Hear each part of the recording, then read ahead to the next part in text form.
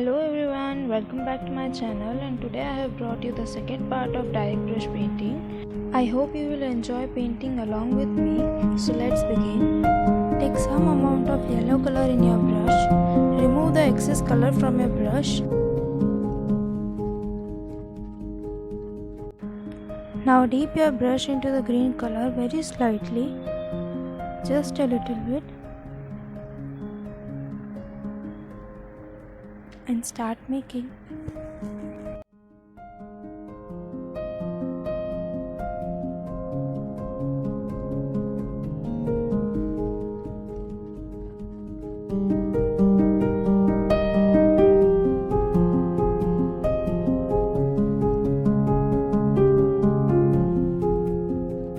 All the materials required in the painting are listed in the description box below. You can buy it from there.